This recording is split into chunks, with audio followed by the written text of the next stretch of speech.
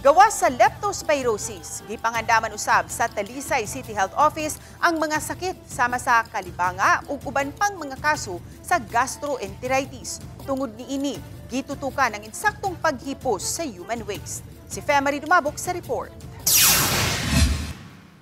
Nakigalay ng Talisay City Health Office sa City DRMO alang sa dugang mga portalets nga pahimutang sa mga evacuation centers ug ang limpyo nga tubig nga mainom ug magamit sa mga tawo. Giawag usab ang mga molupyo nga siguruon ang saktong paghipos sa hugaw sa tawo.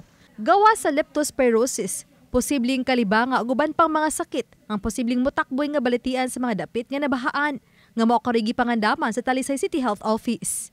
Aron masiguro ang kahimtang sa panglawas sa mga evacuees sa mga evacuation center, may paygayad og konsultasyon ang Talisay City Health Office. Tutukan gano'n ang mga water supply sa Kwan, ma'am.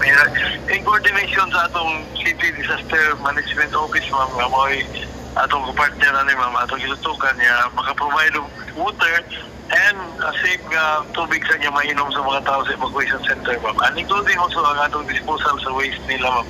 Ato na gitutukan. Delikado man naman, magdili na itong ma-advise ang mga tao to proper waste disposal, ma'am. Ginagaguma ba itong mga balay, ma'am. So we have to deal with that.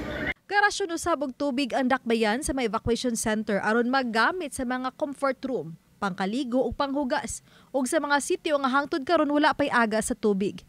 Dungan sa pagpagayad og clearing operation sa mga dapit nga gibahaan. Giapadapod sa Talisay City Government ang mga ayuda alang sa mga nabahaan o mga grabeng naapektuhan sa Typhoon Tino. Sa talaan sa PDRMO, anaa sa 4,381 ka mga panimay nga totally damaged sa dakbayan sa Talisay. 5,176 ang partially damaged nga mga panimay. O 1,432 ka mga panimay sa Talisay City ang severely flooded. O Baniklans Gabuti Nogrod, Prado. Femari Dumabok. Balitang Bisdak.